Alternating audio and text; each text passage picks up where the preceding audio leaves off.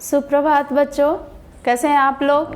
आशा करती हूँ कि आप लोग अपने परीक्षा को अंतिम रूप देने के लिए तैयारी में जुटे होंगे और गया गाइडेंस प्रोग्राम का ये जो क्रैश कोर्स चल रहा है उसका पूरा लाभ उठा रहे होंगे। और आगे इसी तरह मैंने बताया था कि अगली कक्षा काव्य खंड से होगी, तो काव्य खंड में मैं आप लोगों के लिए उपस्थित हूँ लेकर पाठ 7, 8 और 9। तो सबसे पहले कवि परिचय, संक्षेप रूप में मैं कवि परिचय, कविता का सारांश और ये तीनों पाठ का मैं बताते हुए चलूँगी और उसके बाद प्रश्न उत्तर हल करेंगे।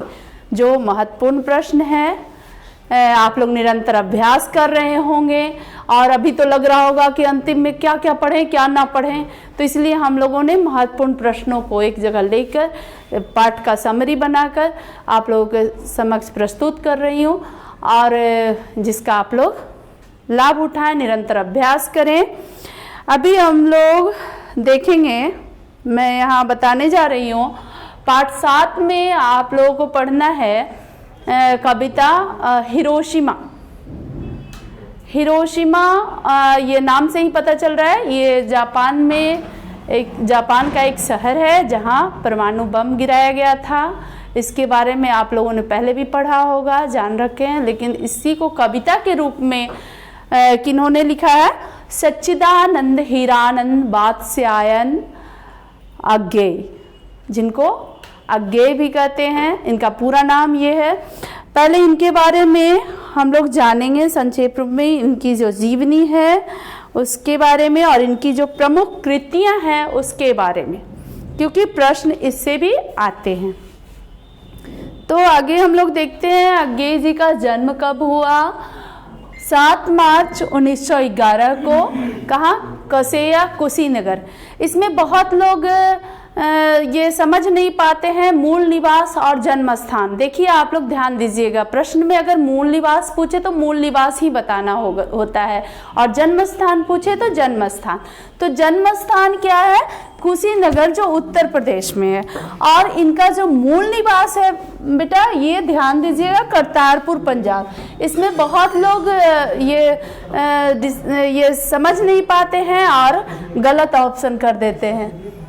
इनके पिता का नाम डॉक्टर हीरानंद शास्त्री और माता का नाम बेअंती देवी था।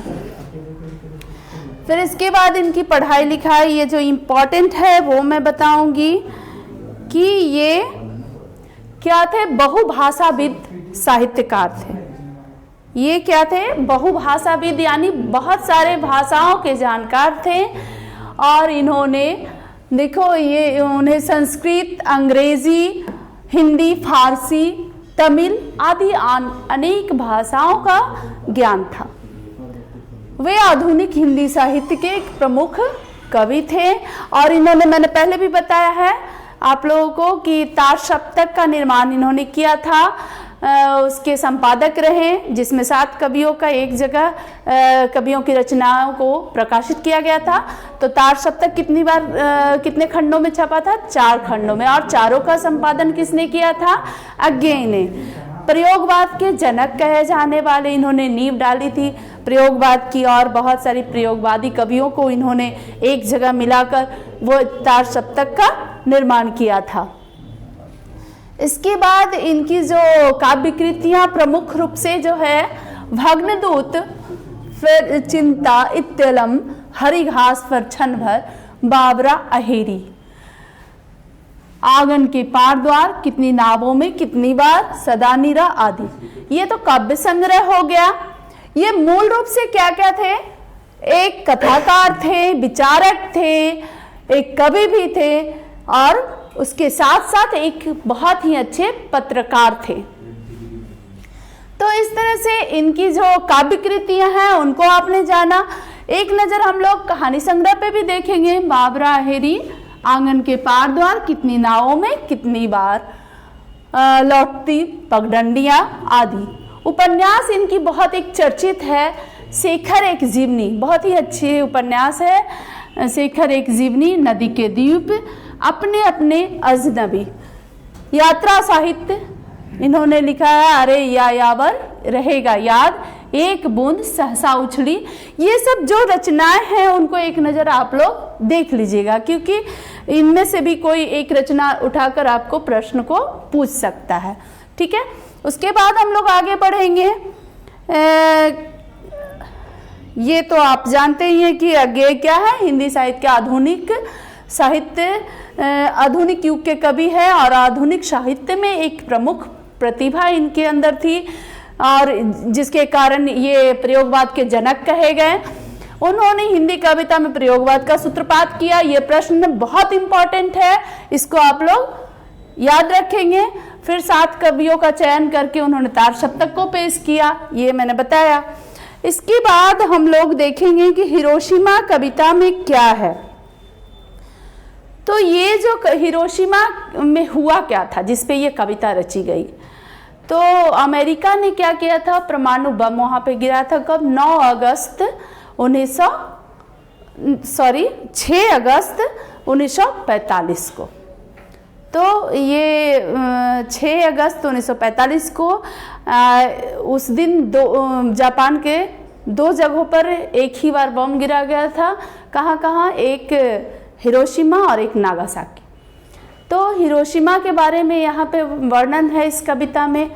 कवि कहते हैं कि आधुनिक युग नए नए जहाँ आविष्कार हो रहे हैं और अमेरिका ने क्या किया कि उस आविष्कार का गलत इस्तेमाल किया, जिसके कारण बहुत तबाही हुई और अमेरिका की तौहीनी भी हुई। कहा जाता, हम लोग जानते हैं कि अमेरिका ने बम क्यों गिराया। पहले तो जापान ने वहाँ जापान ने भी गलती की कि नौसेना की जहाँ प्रशिक्षण चल रही थी तो वहाँ पे जाके उन्होंने क्या किया, अचानक से हमला कर दिया, जिसके वो हालांकि वो गुस्से में ये होना नहीं चाहिए। कभी कहना चाहते हैं कि किस तरह से क्रोध में आकर क्या क्या कर जाता है मनुष्य और आधुनिक जो नई नई आयुध बनाए जा रहे हैं उसका गलत इस्तेमाल करता है। तो ऐसे तो पूरे विश्व की तबाही हो जाएगी। और हिरोशिमा की तरह अगर एक दूसरे से इसी तरह बदले की भावना रखें तो हमारा जो संसार है वो क्या होगा, सब हिरोशिमा के जैसा बन जाएगा।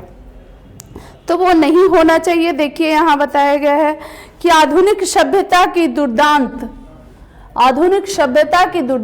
मानवीय विभीषिका का चित्रण करने वाली यह कविता है। इतना दुर्दांत है कि यह कविता जो है अनिवार्य प्रासंगिक चेतावनी भी है, एक चेतावनी भी है कि इस तरह से हमें नहीं करना चाहिए। कितना भी क्रोध में बदले की भावना में आके इस तरह की तबाही नहीं होनी चाहिए। कविता अतीत की भीषणतम मानवीय दुर्घटना का ही साक्ष्य नहीं है, बल्कि आणविक आयुधों की होड़ में फंसी आज की वैश्विक जो नीति है और उसके कारण जो नए नए असंख्य उपजते संकट हैं, राजनीतिक संकट हैं, उसकी आशंका भी इसमें है। आधुनिक कवि अज्ञेय की प्रस्तुत कविता उनकी समग्र कविताओं सदानीरा से, कविता संग्रह सदानीरा से ली गई है। आप लोग सदानीरा 2 ऐसी कृति है, आगे 12वीं कक्षा में आप जाइएगा तो वो सदानीरा एक निबंध पढ़नी है। लेकिन यहाँ पे किसी तरह का कोई संशय नहीं रहना चाहिए। वो सदानीरा है जो एक निबंध है, वो जगदीश चंद्र माथुर जी की लिखी हुई है। और जो ये सदानीरा काव्य संग्रह है ये अज्ञेय के द्वारा लिखी गई है, जिससे हमें ये कविता आज पढ़नी है। कौन सी कविता? हिरोशिमा। तो हम लोग अब कविता की ओर बढ़ेंगे। ये है कविता हिरोशिमा, जिसमें जो बम गिरा उसके बाद का वर्णन है। आप लोग के पाठ्य पुस्तक में ये होगा, आप देखिएगा। एक दिन सहसा सूरज निकला, अरे क्षितिज पर नहीं, नगर के चौक, धूप बरसी पर अंतरिक्ष से नहीं, फटी मिट्टी से। ये उसी बम के गिरने के बाद का वर्णन है। एक दिन सहसा यानी अचानक, एक दिन सहसा, मतलब क्या होता है? अचानक। और क्षितिज किसको बोलते हैं? क्षितिज बोलते हैं जहां पे ऐसा प्रतीत होता है कि आसमान और जमीन एक दूसरे से मिल रहे हों। तो कभी कहते हैं कि एक दिन अचानक सूरज सा निकला, बम गिरने के बाद जो रोशनी हुई वो ऐसा प्रतीत हुआ जैसे कोई सूरज निकल रहा है। प्रश्न ये पूछता है कि एक दिन अचानक कभी का सूरज कहाँ से निकलता है? तो यहाँ नगर के चौक, अरे क्षितिज पर नहीं, उस क्षितिज जहाँ से सूर्य निकलता है, वो जो सुबह होने वाला होता है, तो उस समय जो सूर्य का उदय होता है वो सूर्य नहीं, ये कहाँ से निकला था? क्षितिज से नहीं, ये नगर के चौक से। धूप बरसी पर अंतरिक्ष से नहीं, आसमान से धूप नहीं आ रही थी, फटी मिट्टी से।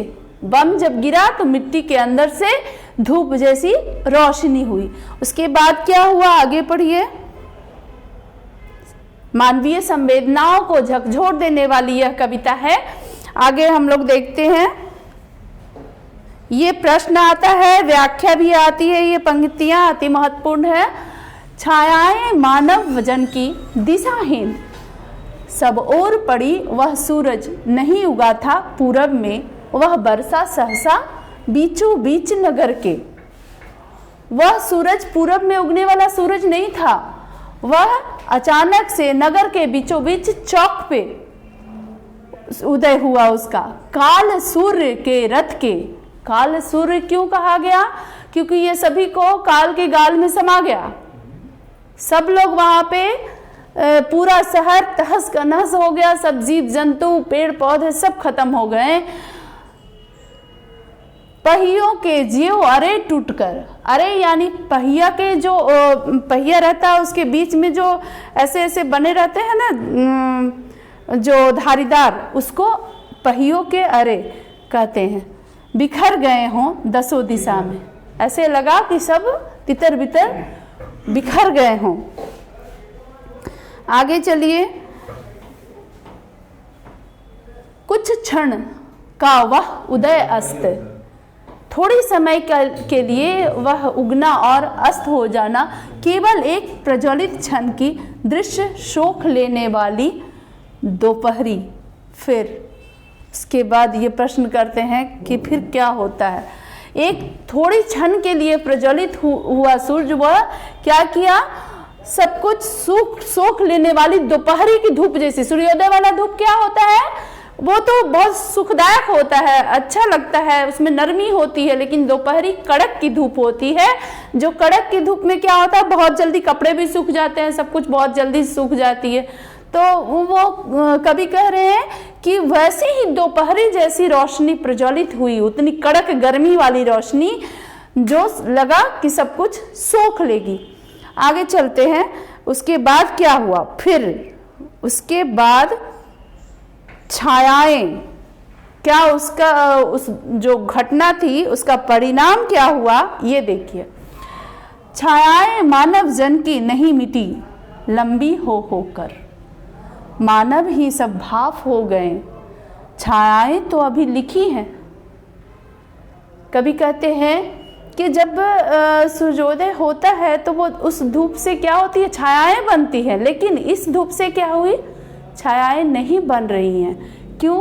क्योंकि मानव जो थे वो चपटे होकर, लंबे होकर सब भाप बन गए उस परमाणु बम से, और भाप बन के वो तो ये छायाएं बनी नहीं, वो पत्थर के टुकड़े पे जाके वो लिख सी गई, मोम सा पिघलकर उस पे अंकित हो गए हैं। आगे देखते हैं। ये है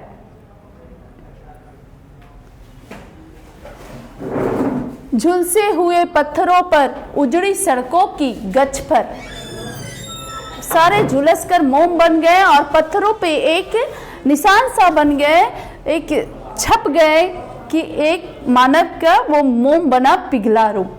मानव का रचा हुआ सूरज मानव को भाप बनाकर सोख गया। ये सूरज क्या था? प्राकृतिक सूरज नहीं, ये मानव द्वारा रचित बम था। ये आयुध जो बनाए जा रहे थे मानव के द्वारा बनाए गए थे, और जिसने क्या किया? मानव को ही भाप बनाकर सोख गया। पत्थर पर लिखी हुई यह जली हुई छाया मानव की साखी है। साखी यानी साक्षी। जो पत्थर पे मोम बन के ये लिख गई है मानव की आकृतियां, वो क्या कर रही है, ऐसा प्रतीत हो रहा है ये कि यहाँ मानव थे। इतना दुर्दांत विभीषिका है ये कि पूरी तरह वहां सब कुछ खत्म हो गया और वह आकृति यह साक्षी बनी हुई है कि यहाँ कभी मानव और जीव जंतु भी थे। तो इस तरह से हृदय विदारक घटना ये थी, जिसका परिणाम आज भी वहां पर क्या हो रहा है कि आज भी वहां के बच्चे इतना उसका अभी तक वहां पे अंश है उस परमाणु बम का कि आज तक वहां के बच्चे जो पैदा होते हैं क्या होते हैं, विकलांग होते हैं। तो इस तरह की विभीषिका जिसकी बहुत सब देशों ने अमेरिका की इस ये जो तरीका रहा बदला लेने का, इस नीति का बहुत ही तौहीनी हुई। सब देशों ने उसको बहुत बोला किया, लेकिन जो घटना होना था वो हो गया और उसका परिणाम जापान को भुगतना पड़ा, हिरोशिमा को भुगतना पड़ा और अभी तक भुगतना पड़ रहा है। तो कवि इस कविता में ये कहना चाहते हैं कि इस तरह की भावना नहीं होनी चाहिए। आधुनिकता सही है, नए नए आविष्कार सही हैं, लेकिन उसका इस तरह से प्रयोग करना ये अच्छी बात नहीं है। ये तो ऐसा है कि मानव द्वारा बनाई हुई चीज है, वो मानव को ही नष्ट कर रही है। आगे जो पाठ 8 की कविता है, कुंवर नारायण द्वारा लिखी हुई कविता एक वृक्ष की हत्या। मैंने कहा था कि पहले आपको तीनों कविताओं का सारांश कवि परिचय में बताकर तब प्रश्न उत्तर की ओर चलूंगी। तो ये कुंवर नारायण की कविता है एक वृक्ष की हत्या, जो पढ़नी है आपको। कुंवर नारायण जी आधुनिक युग के कवि थे, कवि रहे। इनका जन्म 19 सितंबर 1927 ईस्वी में लखनऊ उत्तर प्रदेश में हुआ। कुंवर नारायण ने कविता लिखने की शुरुआत सन 1950 के आसपास की। इसके बाद इनकी जो प्रमुख रचनाएं हैं, चक्रव्यूह, परिवेश, हम तुम, आमने सामने, कोई दूसरा नहीं, इन दिनों काव्य संग्रह। इन दिनों काव्य संग्रह से ही ये जो कविता ली गई है एक वृक्ष की हत्या, कौन सी काव्य संग्रह से ली गई है, इन दिनों काव्य संग्रह से। इनकी जो काव्य संग्रह है इन दिनों से ली गई है। इसमें कहीं ना कहीं आज हम लोग पर्यावरण पे बहुत जल वायु के बारे में हम लोग पढ़ रहे हैं, जल जीवन हरियाली के बारे में नीतीश कुमार जी हमारे राज्य में जो लागू किए हैं।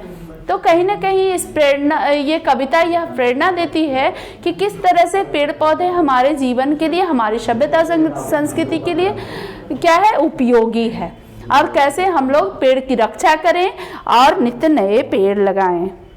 तो इसमें इन्होंने पेड़ का मानवीकरण किया है, पेड़ को एक बूढ़ा चौकीदार के रूप में चित्रण किया है।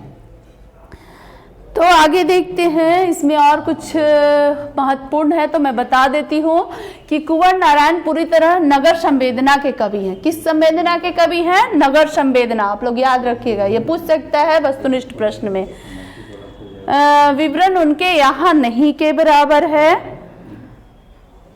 पर व्यक्तिक और सामाजिक ऊहापोह का तनाव पूरी व्यंजकता के साथ प्रकट होता है। आज का समय और उसकी यांत्रिकता, हालांकि ये जो नगर संवेदना ये पूरी तरह इसमें नहीं है, इसमें पर्यावरण की चर्चा है, लेकिन इस तरह की ऊहापोह जो है व्यक्तिक और सामाजिक उनकी जो रचनाओं में बहुत ही अच्छे से प्रकट होती है। इस तरह से अब आगे हम कविता के बारे में देखेंगे। कविता में क्या कहा गया है? तुरंत काटे गए एक वृक्ष के बहाने पर्यावरण, जैसा कि मैंने बताया, मनुष्य और सभ्यता के विनाश की अंतर्व्यथा को अभिव्यक्त करती हुई यह कविता है, जो आपको मैं बताऊंगी। जो कवि कह रहे हैं कि जिस तरह से पेड़ कट रहे हैं वो आने वाले समय के लिए क्या है, अपरिहार्य चिंताओं और संवेदनाओं को व्यक्त कर रही है कि किस तरह से हमारे यहाँ जलवायु जो क्या है, अभी हम लोग क्या है ग्लोबलाइजेशन की ओर बढ़ रहे हैं, बहुत गर्म हो रही है जलवायु, जिसके कारण क्या हो रहा है, मौसम का भी परिवर्तन हो रहा है।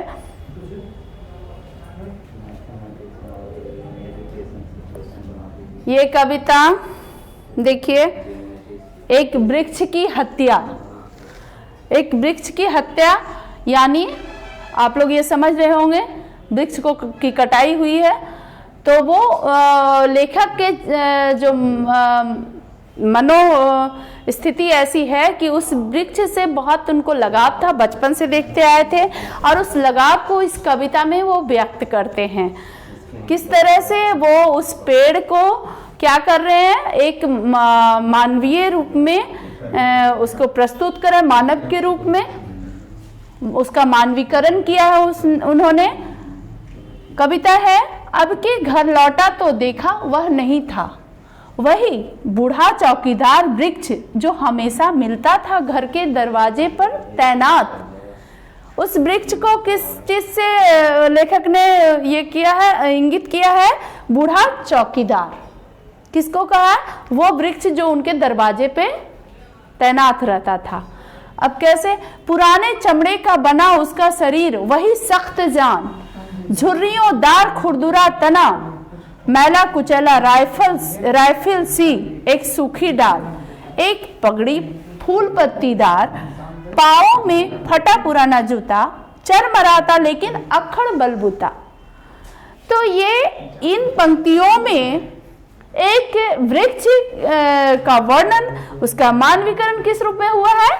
एक बूढ़ा चौकीदार के रूप में। वो कैसे? उसके जो पुराने चमड़े, आप लोग वृक्ष देखे होंगे, पुराने वाले चमड़े जो होते हैं पूरी तरह से एकदम भूरापन लिए हुए और फटा फटा सा, तो वो किस चीज से वर्णन है? चमड़े का बना उसका शरीर, जो नीचे की वृक्ष के छाल है, उसका वर्णन है। वही सख्त जान, उतने ही सख्त जान लग रहा है, बूढ़ा है फिर भी सख्त लग रहा है। झुर्रियों दार खुरदुरा तना, मैला कुचैला। तो जो झुर्रीदार तना जो नीचे से मोटा हो रखा है, जो पुराना वृक्ष है, उसका जो खाल है वो कैसा लग रहा है? मैला कुचैला कपड़ा पहने हुए चौकीदार। राइफल से क्या लग रही है? उसकी एक सूखी डाली है जो निकली हुई है, वो कैसी प्रतीत हो रही है कि चौकीदार राइफल लेके खड़ा है। एक पगड़ी फूल पत्तीदार, ऊपर से जो फूल पत्ती लगी है वो पगड़ी नुमा लग रही है। पाँव में फटा पुराना जूता, जड़ें तो पुरानी हो चुकी हैं इसलिए वो फटा पुराना जूता सा लग रहा है। चरमराता लेकिन अक्खड़ बलबूता, वो भले ही बूढ़ा है, चरमरा रहे, उसके जूते फट गए हैं, लेकिन उसी तरह से अक्खड़ चौकीदार वो बना हुआ है। आगे चलते हैं।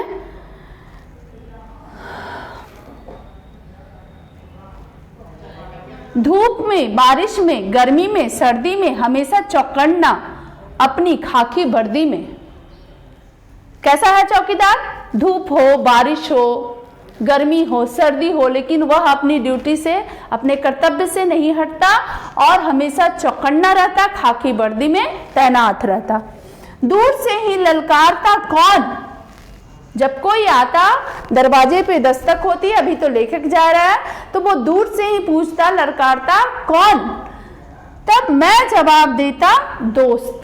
लेखक क्या जवाब देते हैं? ये प्रश्न पूछ सकता है कि वृक्ष के पूछने पर या ललकारने पर, ये पंक्तियां इंपॉर्टेंट भी है, महत्वपूर्ण है, व्याख्या के लिए भी पूछता है। तो ललकारने पर लेखक क्या जवाब देते हैं? कौन पूछने पर? दोस्त। क्या कहते हैं? दोस्त। और पल भर को बैठ जाता उसकी ठंडी छाव में, और थोड़ी देर आराम से वहीं बैठ जाते थे लेखक। दरअसल शुरू से ही था हमारे अंदेशों में कहीं एक जानी दुश्मन। लेखक कहते हैं कि शुरू से ही मुझे अंदेशा रहता था बैठने के बाद कि कहीं इसे कोई काट न दे, इसका कोई दुश्मन न हो जो इसकी कटाई कर दे, कि घर को बचाना है लुटेरों से।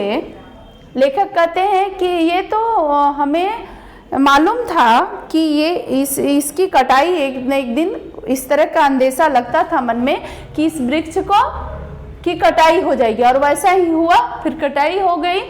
तो लेखक कह रहे हैं कि घर को बचाना है लुटेरों से, शहर को बचाना है नादिरों से, देश को बचाना है देश के दुश्मनों से। ये भी प्रश्न पूछता है, शहर को किससे शहर को किससे बचाना है? नादिरों यानी नादिर शाह, जो भारत पर आक्रमण करके यहाँ से जो बहुत ही कीमती सामान जेवरात सब थे वो उसको लूट ले गया था।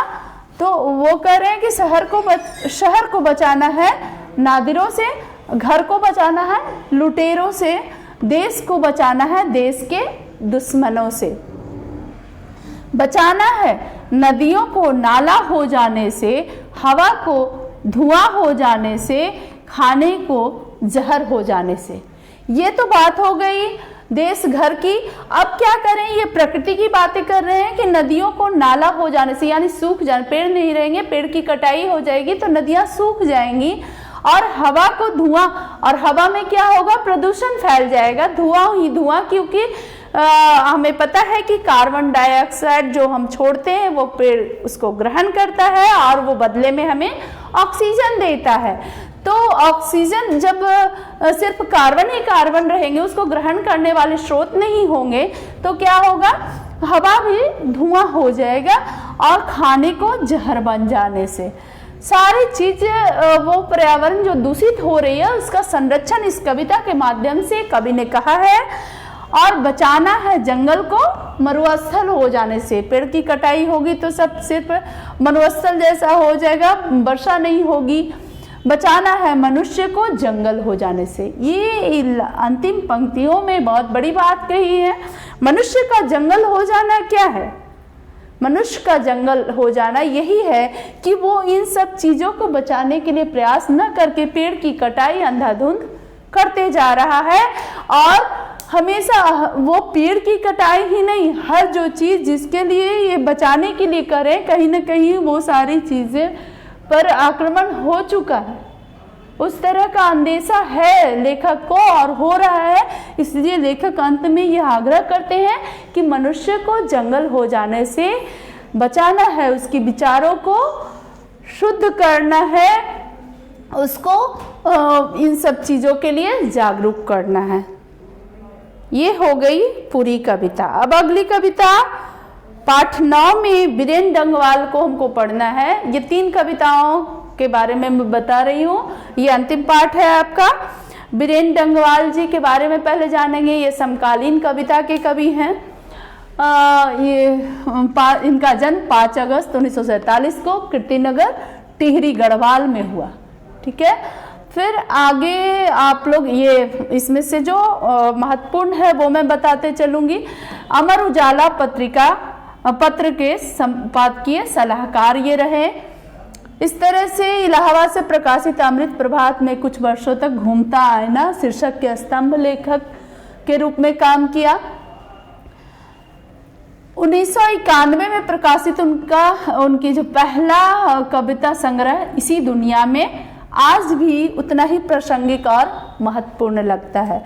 इनको साहित्य अकादमी पुरस्कार भी मिले दुष्चक्र में सृष्टा काव्य संग्रह के लिए। किसके लिए, किस रचना के लिए मिले? दुष्चक्र में सृष्टा, ये महत्वपूर्ण है, इसको याद रखिए, काव्य संग्रह के लिए मिले। ठीक है, इसके बाद उन्हें इसी दुनिया में जो काव्य संग्रह है उसके लिए रघुवीर सहाय स्मृति पुरस्कार मिला।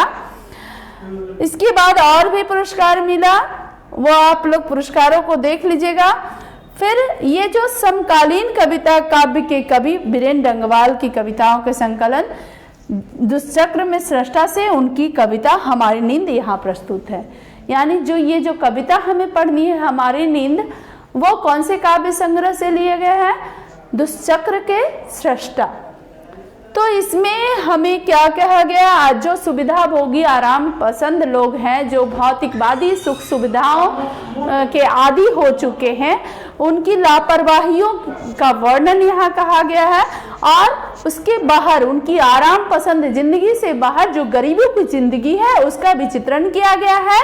और किस तरह से गरीब जो है शोषक वर्ग का शोषण झेलते झेलते वो अब जागृत हो चुके हैं, उसका विरोध करने लगे हैं, ये कविता के अंत में बताई गई है।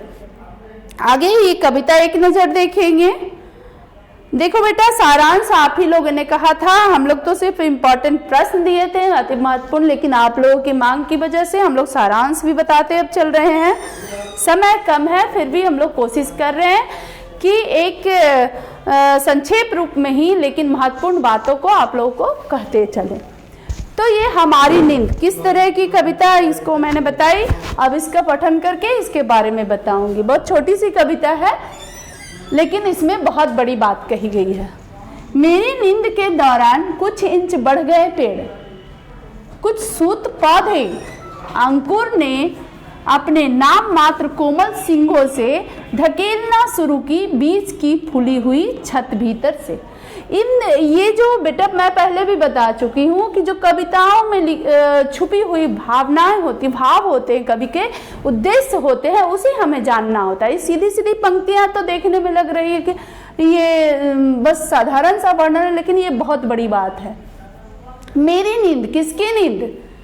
जो भौतिकवादी सुख सुविधाओं के आदी हो गए हैं, पूंजीपति वर्ग हैं, जो उच्च वर्गीय लोग हैं, जो साधन सुविधा भोगी हैं, उनकी नींद के बारे में कही गई है। कुछ इंच बढ़ गए पेड़, कहीं न कहीं जिसका वो शोषण कर रहे थे, उनके मन में उस तरह का जागरण हो गया कि शोषक वर्ग के जो ये क्रूरता भरी नीति है उसका वो विरोध करें। कैसे? कुछ सूत पौधे बढ़े, थोड़ा ही बढ़ा है मगर वो बढ़ा है। अंकुर से अपने नाम मात्र वो थोड़े थोड़े स्फुटित हो रहे हैं। अंकुर शुरू हो गया है किसका? उस बदलाव का, उस अत्याचारी नीतियों का, दमन का। वो बीज फूली हुई जा रही है छत के भीतर से, यानी क्रांति की शुरुआत होने वाली है। किसकी? मजदूर वर्ग की क्रांति की, शोषक वर्ग की क्रांति की। शोषण जिनका हो रहा है उसके शोषक वर्ग के प्रति क्रांति की। देखिए किस तरह से उनके जीवन चक्र का वर्णन हुआ। एक मक्खी का जीवन क्रम पूरा हुआ, कई शिशु पैदा हुए और उनमें से कई तो मारे भी गए। दंगे, आगजनी और बमबारी में गरीब बस्तियों में भी धमाके से हुआ देवी जागरण लाउड स्पीकर पर। यहाँ जो देखिए किस तरह से जागरण का भी वर्णन है और किस तरह से गरीबों के जीवन का कालक्रम क्या होता है उसका भी वर्णन कवि ने कहा है। ये मक्खी क्या है? मक्खी शोषण, जो शोषक वर्ग हैं जिनका शोषण कर रहे हैं, यानी गरीब जो मजदूर श्रमिक लोग हैं, उसका प्रतीक चिन्ह है। मक्खी कब मरती है? कह रहे हैं कि एक नींद जब आलस में एक नींद जब होती है पूरी अमीरों की, सुख सुविधा भोगियों की, तब मक्खी का जीवन क्रम क्या होता है? जैसे ही नींद टूटती है मतलब उतना कम जीवन, छोटा जीवन होता है कि उतना जल्दी वो मर भी जाते हैं। तो ये गरीबों के बारे में कही गई बातें हैं, बहुत दूर की बातें हैं। इसे आप समझिए कि किस तरह से गरीबों का जीवन चक्र होता है। या तो वो उनके पास तो एक ये जो मक्खी का जीवन चक्र इतना कम होता है कि अमीरों की नींद, जो एक नींद पूरी होती है तब तक इनका जीवन नष्ट हो जाता है। तो इस तरह से मक्खी के जीवन क्रम को किससे किया गया है?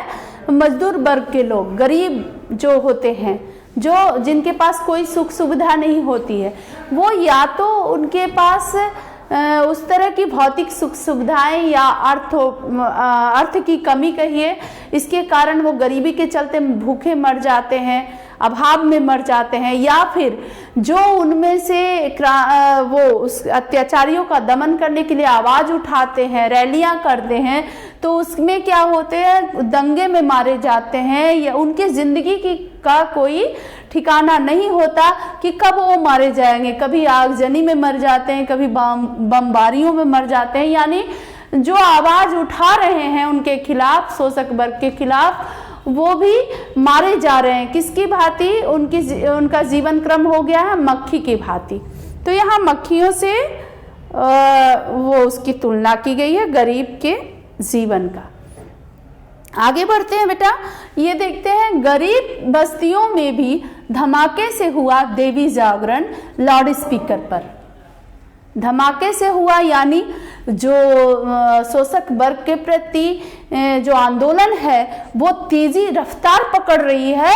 धमाके से का मतलब यही हुआ लाउड स्पीकर पर, यानी अब बहुत वो लोग जागरूक हो गए हैं, उनमें भी वह जागरूकता आ गई है कि दमन नीतियों का विरोध कर सके। यानी साधन तो सभी जुटा लिए हैं अत्याचारियों ने, मगर जीवन हठीला फिर भी बढ़ता ही जाता आगे। हमारी नींद के बावजूद और लोग भी हैं, कई लोग हैं अभी भी जो भूले नहीं करना माफ और भूले नहीं करना साफ और मजबूत इनकार। अब कह रहे हैं कि यानी जो साधन भोगी लोग हैं वो सब लोग जुटा लिए और अत्याचारियों ने भी यह हठ ले लिया है कि वो कभी किसी चीज का उनसे जो मांग रखी जाएगी उन रैलियों में गरीबों की, तो वो इनकार तो नहीं करेंगे, लेकिन कभी वो उनका हठ है कि ना नहीं बोलेंगे, लेकिन उस काम को करेंगे भी नहीं। अक्सर देखा होगा आपने, नेताजी वोट मांगने आते हैं, हाँ ये कर देंगे, पूरा सड़क ठीक कर देंगे, जितनी जो नाली है सब नालियां बनवा देंगे, सब वादे कर जाएंगे, लेकिन वो क्या होगा, वो जीतने के बाद जब उनको कुर्सी मिल जाएगी तो वो सारे चीज को वो भूल जाते हैं। तो कहीं ना कहीं ये शोषक वर्ग अत्याचारियों की दमनकारी नीतियों पर विरोध है, किनका? मजदूर वर्ग का। अब हम लोग प्रश्नोत्तर की ओर चलेंगे, जो अति महत्वपूर्ण प्रश्न है बेटा वो देखेंगे। तो सबसे पहले पाठ 7 के प्रश्न उत्तर जो महत्वपूर्ण प्रश्न है वो मैं लेके आई हूँ आप लोगों के लिए। वह वैकल्पिक प्रश्न पहले देखेंगे। प्रश्न 1 में है क्या, अभी मैंने पढ़ाया प्रयोगवाद के जनक कौन है? अज्ञेय, जयशंकर प्रसाद, दिनकर, निराला। तो उत्तर हो जाएगा क, अज्ञेय। अभी मैंने बताया प्रयोगवाद के जनक, प्रयोगवाद के सूत्रपात जो कह लो। तार सप्तक का संपादन कब और किसने किया?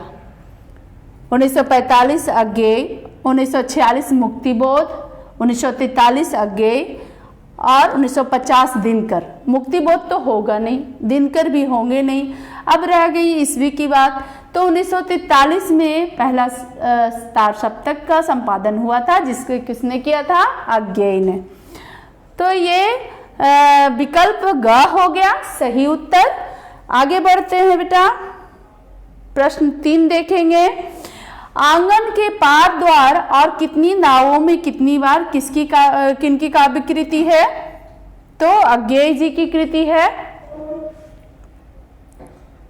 अब आगे प्रश्न 4 की ओर हम लोग बढ़ेंगे। प्रश्न 4 में है अज्ञेय का जन्म कब और कहाँ हुआ था? इसमें बहुत लोग ये कंफ्यूज होते हैं, मूल निवास और जन्म स्थान, जैसा कि मैंने बताया था। तो यहाँ जन्म स्थान पूछ रहा है, इसलिए जन्म स्थान को देखेंगे। 10 अगस्त 1910 प्रयाग, 8 मार्च 1911 वाराणसी, 10 मार्च 1911 करतारपुर, 7 मार्च 1911 कुशीनगर। तो करतारपुर उनका मूल निवास है और सही उत्तर क्या होगा? घ, 7 मार्च 1911 कुशीनगर। आगे वाला प्रश्न देखेंगे। द्वितीय विश्व युद्ध में परमाणु बम कब और कहाँ गिराया गया था? अभी मैंने इसे बताया है। इसका विकल्प देखेंगे। 6 अगस्त 1945 हिरोशिमा जापान, 9 अगस्त 1943 हिरोशिमा जापान, 10 अगस्त 1943 नागासाकी, 8 अगस्त 1946 हिरोशिमा जापान। तो विकल्प का हो जाएगा सही उत्तर 6 अगस्त 1945 हिरोशिमा जापान। अभी मैंने पढ़ाया है इसे। आगे देखिए प्रश्न 6 में है हिरोशिमा पाठ में नगर के चौक पर निकलने वाला सूरज क्या है? तो हम लोगों ने पढ़ा था कि वो नगर के चौक पे परमाणु बम गिराया गया था। तो आग का गोला, परमाणु बम, मिसाइल, रॉकेट। तो यहाँ विकल्प ख हो जाएगा सही उत्तर परमाणु बम। आगे हिरोशिमा कविता में वर्णित सूरज कहाँ निकलता है? नगर के चौक पे, मैं बताई हूँ। तो ये विकल्प ग हो जाएगा सही उत्तर नगर के चौक पर। प्रश्न 8 में देखेंगे हिरोशिमा कविता किस काव्य संग्रह से ली गई है? किस काव्य संग्रह से ली गई है? सदानीरा से, भग्नदूत से, बाबरा हेरी से आंगन के पार द्वार। तो ये विकल्प का हो जाएगा सही उत्तर। क्या है का में सदा नीरा से। प्रश्न 9 देखेंगे, अज्ञेय ने सूत्रपात किया किस चीज का? अभी मैंने बताया वो वही प्रश्न को घुमा कर दे सकता है, या प्रयोगवाद के जनक कौन है पूछ सकता है, या पूछ सकता है अज्ञेय ने सूत्रपात किया किस चीज का? छायावाद, हालावाद, प्रयोगवाद, कविता। तो प्रयोगवाद विकल्प ग हो जाएगा सही उत्तर। अब आगे बढ़ेंगे हम लोग लघुत्तरीय प्रश्न की ओर। छायाएं दिशाहीन सब ओर क्यों पड़ती है? छायाएं दिशाहीन सब ओर क्यों पड़ती है? इसका उत्तर हम लोग देखेंगे। छायाएं दिशाहीन सब ओर इसलिए पड़ती हैं क्योंकि सूरज नहीं उगा था। वो सूरज के उगने के कारण छायाएं दिशाहीन सब ओर नहीं पड़ती। सूरज के उगने पर जब प्रकाश फैलता है तब उगे हुए सूरज की विपरीत दिशा में छाया बनती है। क्या होता है हम लोग देखते हैं जब धूप में चलो तो क्या होता है उसकी जब पश्चिम की ओर चलते हैं तो क्या हम जिस ओर चल रहे हैं उसकी विपरीत दिशा में छाया बनती है। लेकिन यह सूरज तो मानव निर्मित बम था। क्या था? सूरज के समान रोशनी जरूर दिया था, लेकिन ये मानव के द्वारा बनाया हुआ आयुध बम था जिसके गिरने के बाद विस्फोट हुआ और सारा शहर उस प्रकाश में डूब गया। इसी कारण छाया नहीं बन पाई।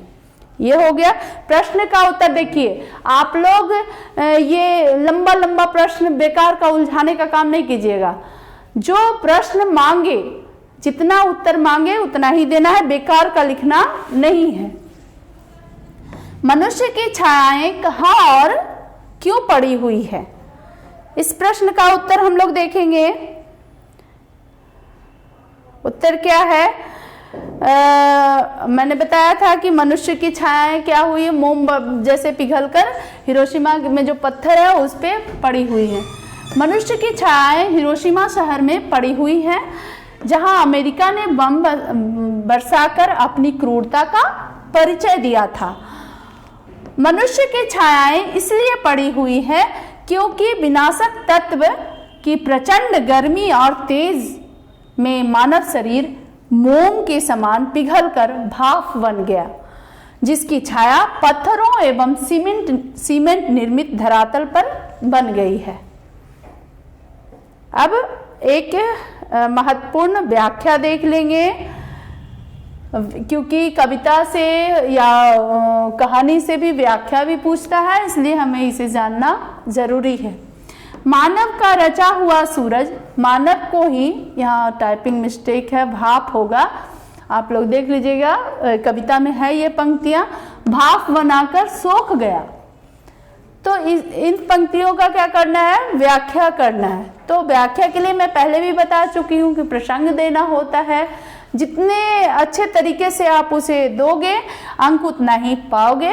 प्रसंग के बिना व्याख्या नहीं होता। प्रस्तुत पंक्ति सच्चिदानंद हीरानंद वात्स्यायन द्वारा लिखित कविता हिरोशिमा से ली गई है। ये हमने बता दिया। अब व्याख्या के लिए आगे चलेंगे। कवि का कहना है कि मानव निर्मित सूरज अर्थात आणविक आयुध ने कुछ क्षण में ही सारा खेल समाप्त कर दिया, मानव को वाष्प बनाकर प्रकृति में विलीन कर दिया। लेकिन उस विनाशकारी विभीषिका का अवशेष अभी भी शेष है। मानव की क्रूरता युग युग तक संदेश देती रहेगी कि जब मानव का दंभ आसमान छूने लगता है तब मानव क्या बनता है? दानव बनकर अपना प्रभुत्व स्थापित करने के लिए मानवीय और अनैतिक कार्य करने से भी नहीं हिचकता है। यह कविता आणविक आयुधों की होड़ में फंसी आज की वैश्विक राजनीति से उत्पन्न संकट की आशंकाओं की ओर ध्यान आकृष्ट करती है।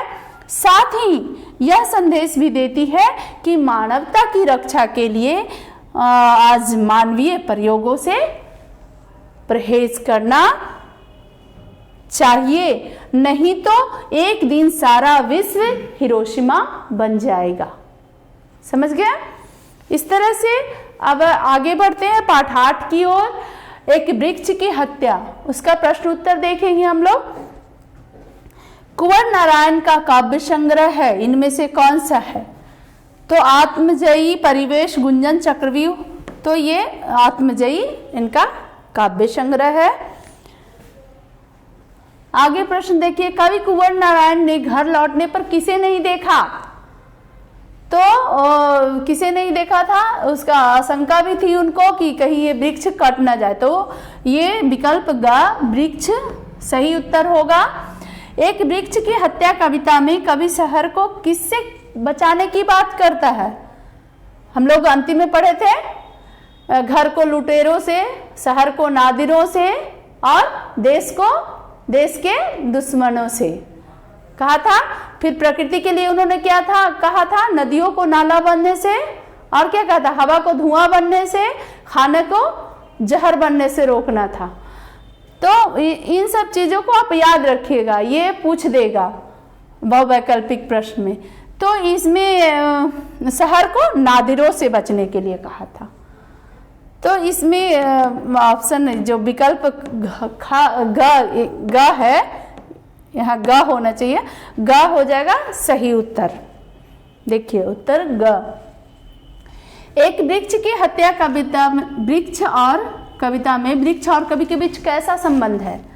तो जब ललकारता हुआ वृक्ष पूछता है कौन, तो लेखक क्या बोलते हैं, कवि क्या बोलते हैं? दोस्त, मैं तुम्हारा दोस्त। तो यहाँ पर मित्रता का संबंध है वृक्ष के साथ लेखक का, तो ये विकल्प ख हो जाएगा सही उत्तर। आगे देखिए, एक वृक्ष की हत्या कविता में किसके विनाश की व्यथा अभिव्यक्त है? एक वृक्ष की हत्या कविता में किसके विनाश की व्यथा अभिव्यक्त है? पर्यावरण की, शिक्षा और धर्म की, प्रेम की, संस्कृति की। तो क पर्यावरण हो जाएगा। प्रश्न 6 में देखेंगे, कवि को बुढ़ा चौकीदार वृक्ष हमेशा कहाँ पर मिलता था? कविता के शुरू में ही है, कहाँ पर मिलता था? घर के अंदर, चौक पर, घर के दरवाजे पर, बाजार। ऐसे भी चौकीदार घर के दरवाजे पे होता है, तो ये विकल्प ग सही उत्तर हो जाएगा, घर के दरवाजे पर। कुंवर नारायण का जन्म कब और कहाँ हुआ था? 19 अगस्त 1927 वाराणसी, 19 अगस्त 1927 लखनऊ, 19 जून 1926 इलाहाबाद, 19 जनवरी 1925 गोरखपुर। तो विकल्प ख होगा सही उत्तर, जिसमें क्या है 19, देखिए 19 सितंबर 1927 लखनऊ।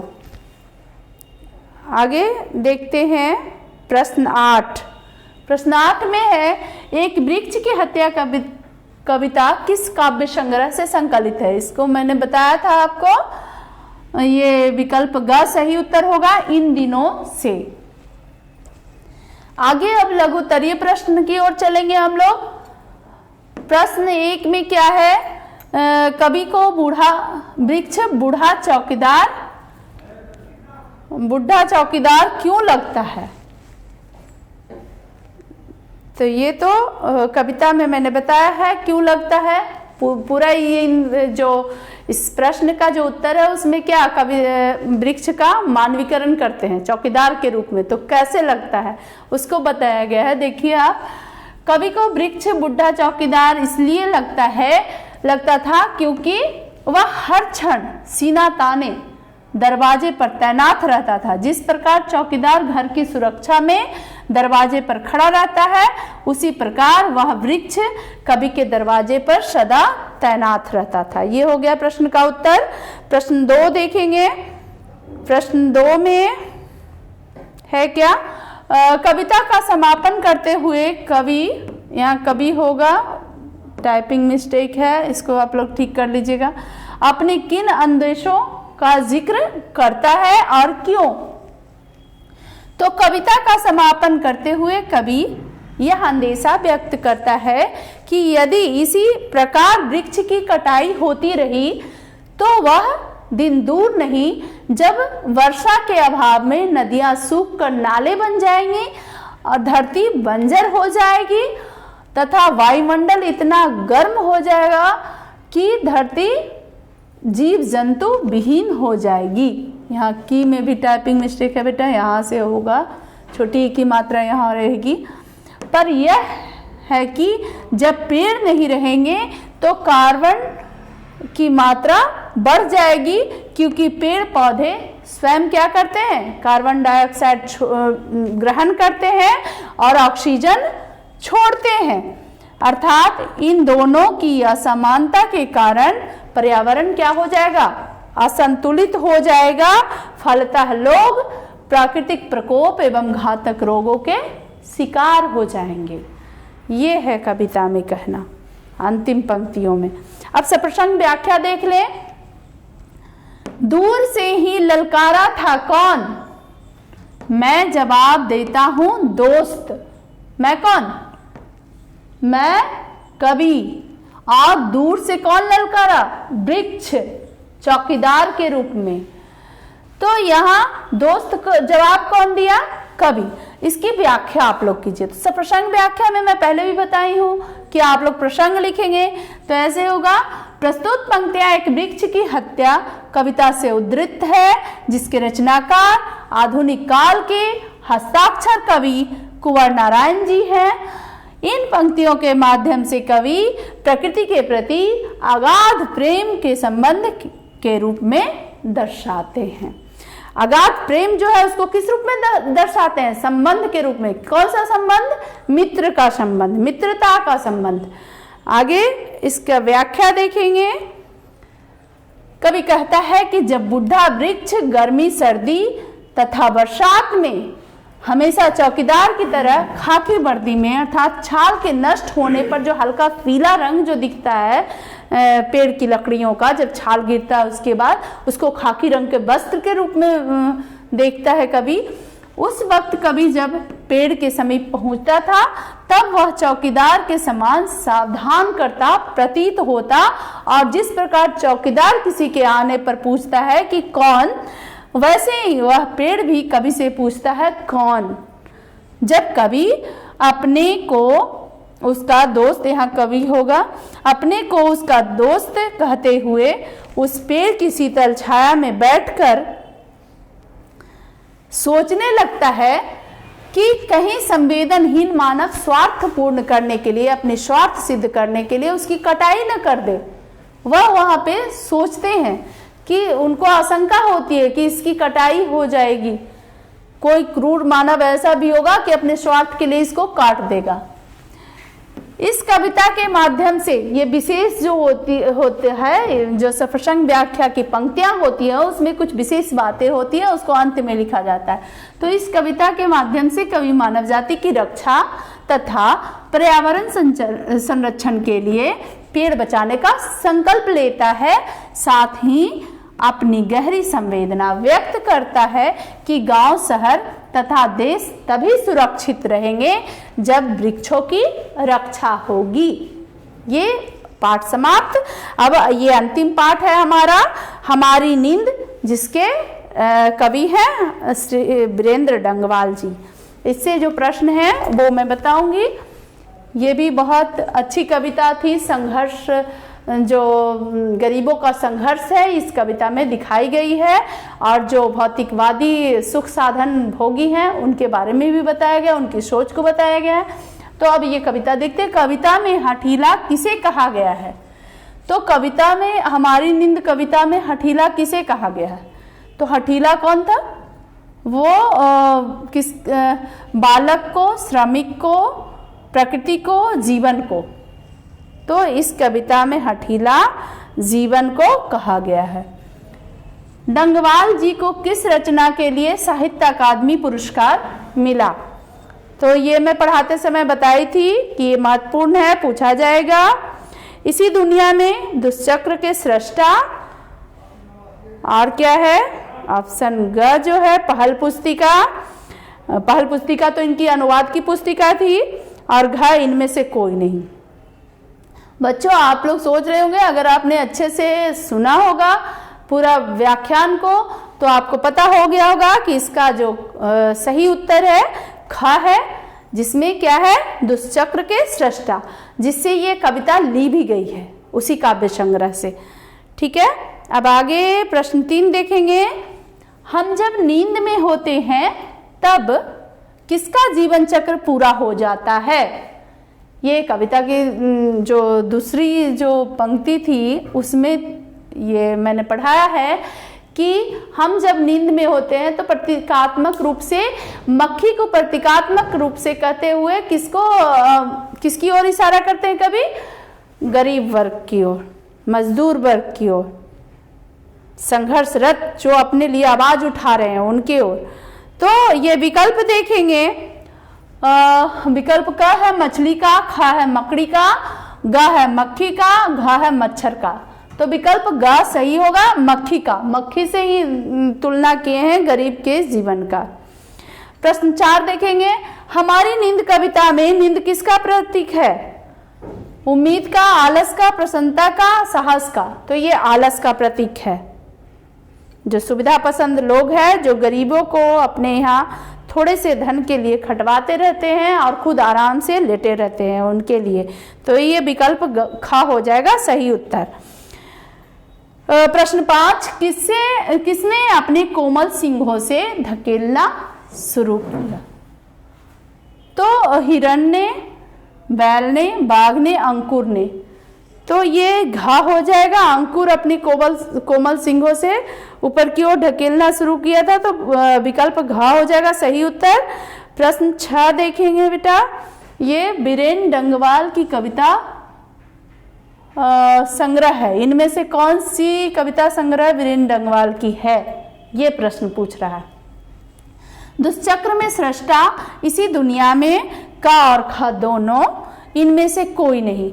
तो इसमें देखिए ये दोनों इनकी ही रचना है, तो इसलिए दोनों पे क्या क्या पुरस्कार मिला है मैंने बताया है। इस पे साहित्य अकादमी पुरस्कार मिला है दुष्चक्र में सृष्टा के लिए, और इसी दुनिया में जो काव्य संग्रह है इसके लिए रघुवीर सहाय स्मृति पुरस्कार मिला है। ये भी आप याद रखिएगा, ठीक है। तो इसका विकल्प ग हो जाएगा सही उत्तर। आगे बढ़ते हैं प्रश्न 7 की ओर। बीरेन डंगवाल का जन्म कब और कहाँ हुआ था? तो विकल्प देखेंगे 10 जनवरी 1957 कौसानी, ये नहीं होगा क्योंकि कौसानी में उनका नहीं जन्म हुआ है। 15 फरवरी 1947 सहारनपुर, 11 मार्च 1907 बरेली, 5 अगस्त 1947 टिहरी गढ़वाल। तो ये सही उत्तर हो जाएगा विकल्प घ, 5 अगस्त टिहरी 1947 में टिहरी गढ़वाल में। अब प्रश्न 8 देखिए, निम्नलिखित में से किस अखबार में बीरेन डंगवाल जी संपादकीय सलाहकार के रूप में कार्यरत थे? तो प्रभात खबर, नवभारत टाइम्स, ये नहीं होगा। होगा क्या? अमर उजाला। अमर उजाला जो कि उत्तर प्रदेश से पत्र ये छपती है, तो इसमें ये संपादकीय सलाहकार के रूप में रहे और इन्होंने स्तंभ लेखन भी किया था वो दूसरे पत्र में। तो ये उत्तर ग हो जाएगा सही विकल्प। लघु उत्तरीय प्रश्न देखिए, मक्खी के जीवन क्रम का कवि द्वारा उल्लेख किए गए हैं, उसका आप उल्लेख किए जाने का आशय क्या है बताइए। तो कवि ने मक्खी के जीवन क्रम द्वारा यह स्पष्ट करने का प्रयास किया है कि जिस प्रकार मक्खी का जीवन अति लघु होता है, अति तुच्छ होता है, छोटा होता है, उसी प्रकार क्या गरीब जनता का भी अस्तित्व होता है। मैंने बताया है आपको इसके अर्थ में भी। तो गरीबी में जन्म लेने वाले क्या होते हैं, कुछ गरीब दयनीय आर्थिक स्थिति के कारण दम तोड़ देते हैं, और बाकी क्या होता है, या फिर अत्याचारों के विरुद्ध आवाज उठाने के कारण दंगे में, आगजनी में, बमबारी में उन लोग की जीवन क्या होता है, बहुत ही छोटी होती है और बहुत ही तुच्छ होती है। कोई भी मार देता है, बेचारे की कोई केस मुकदमा भी नहीं चल पाता है, अपना प्राण त्याग देते हैं। तो आशा यही है कि मक्खियों की भांति गरीबों का जीवन होता है। प्रश्न 2 देखिए, कवि किन अत्याचारियों का और क्यों जिक्र करता है? किन अत्याचारियों के बारे में कहता है और क्यों कहता है, हमारी देश की स्थिति क्या है कि कवि को ऐसे लिखने पर मजबूर कर दिया। कवि उन अत्याचारियों का जिक्र करते हैं जो सुविधा भोगी, आराम पसंद। कुछ कुछ वाक्य सुनियोजन में कहीं टंकन के कारण कहीं कहीं अगर वो अशुद्धियां हैं तो आप अपनी भाषा में कविता का भावार्थ तो आप सुन ही लिए, उसको आप लिख सकते हैं। तो कवि क्या करते हैं, आराम पसंद जीवन जीने के लिए भौतिकता का उपभोग करने के बावजूद अपनी शोषण प्रवृत्ति का, मतलब वो बहुत ही आराम पसंद है और पूरा भौतिकवादी सुख सुविधा से लेस हैं, लेकिन फिर भी क्या कर रहे हैं, उनका उपभोग करने के बाद भी अपनी जो शोषण प्रवृत्ति है, गरीबों के प्रति धौंस जमाने वाली प्रवृत्ति, उसका त्याग करना नहीं चाहते। कवि इन अत्याचारों के माध्यम से देश के नेता, अधिकारी, पदाधिकारी आदि की ओर संकेत करते हुए कहते हैं कि ये लोग भोली भाली जनता की तंग हाल आर्थिक स्थिति का लाभ उठा रहे हैं। इस तरह से प्रश्न 3 देखेंगे बच्चों। इसमें क्या है, मैंने बताया कि समकालीन कवि की रचना है जिसमें पूंजीपति वर्गों का जो शोषक वर्ग है उसके विरुद्ध आवाज उठाया है किसने, जिनका शोषण हो रहा है, श्रमिक मजदूरों का। इनकार करना ना भूलने वाले कौन हैं, तो मैंने बताया था कि जिस तरह नेताजी हमारे वोट मांगने के लिए जब आते हैं तो सड़क बनवा दीजिएगा तो हाँ ये भी बन जाएगा, किसी चीज़ से इनकार नहीं करते हैं, लेकिन क्या होता है जब वो कुर्सी संभालते हैं उसके बाद वो सारे काम हो ही नहीं पाते हैं। तो इसी चीज़ का भाव का यहाँ वर्णन है। तो कवि का भाव स्पष्ट कीजिए। इनकार करना ना भूलने वाले, आराम पसंद जीवन वाले देश के शोषक वर्ग हैं जो हर कीमत पर अपना प्रभुत्व कायम रखने के लिए अपने हठी स्वभाव में परिवर्तन न लाने से इनकार करना नहीं बोलते। इन अत्याचारों का उद्देश्य गरीबों का शोषक वर्ग होता है। तो इस तरह से ये प्रश्न को मैंने जो अर्थ बताया उसी अनुसार आप लिख लीजिएगा। तो वो कभी इनकार नहीं करते लेकिन कभी उस काम को पूरा भी नहीं करते, उस तरह से उनका हट होता है। दीर्घोत्तरीय प्रश्न में ये सप्रसंग व्याख्या है जो मैंने आपको दिया है। गरीब बस्तियों में भी धमाके से हुआ देवी जागरण, लाउड स्पीकर पर, इसकी सप्रसंग व्याख्या करें। तो पहले हम प्रसंग देखते हैं। व्याख्या में ये नियमता है, आप लोग कभी भी व्याख्या बिना प्रसंग के ना करें। तो प्रसंग में हम बताते हैं कि ये किनकी रचना है, कहाँ से ली गई है। प्रस्तुत पंक्ति प्रमुख समकालीन कवि वीरेंद्र डंगवाल की कविता हमारी नींद से ली गई है और यह उनके दुष्चक्र में सृष्टा काव्य संग्रह से ली गई है। और व्याख्या इसमें अर्थ बताएंगे। कवि का कहना है कि सुविधा भोगी गरीब जनता का शोषण करके स्वयं तो ऐश्वर्य से भरा जीवन व्यतीत करते हैं और सर्दी गर्मी बरसात में भी अपने हाड़ मांस गलाने वाली गरीब जनता को एक मक्खी की तरह जीवन व्यतीत करने पर मजबूर करते हैं। यह उच्च वर्गीय लोग आम जनता का हक भी डकार जाते हैं, लेकिन कभी ऐसे लोगों को दूषित भावना का विरोध करते हुए एक नए समाज की स्थापना का आह्वान करते हैं। कवि सामान्य जनों की चेतना को अपने काव्य द्वारा जगाना चाहते हैं ताकि गरीब अपने अधिकार से अवगत हो सके और अपने पर हो रहे अत्याचार का दृढ़ता के साथ विरोध करते हुए आगे बढ़े। इसलिए कवि कहते हैं कि जब गरीब बस्तियों में नवचेतना का स्वर बुलंद हुआ तो आराम पसंदों के कान खड़े हो गए हैं। बच्चों, ये हमारा 3 पाठ अब पूर्ण हो चुका है।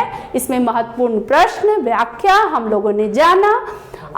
अब आपको करना है क्या कि पूरा व्याख्यान सुनने के बाद इसका अभ्यास करें और पूरा से पूरा लाभ इससे उठाएं। और अगर कुछ भी आपको पूछने का मन है, प्रतिक्रिया व्यक्त करना है, तो कमेंट सेक्शन में जाके हमसे प्रश्न पूछें, मैं उसका जवाब दूंगी ताकि आपकी जो उत्सुकता है वो पूरी हो जाए और इस तरह से आप लोग पढ़ते रहें, बढ़ते रहें। धन्यवाद।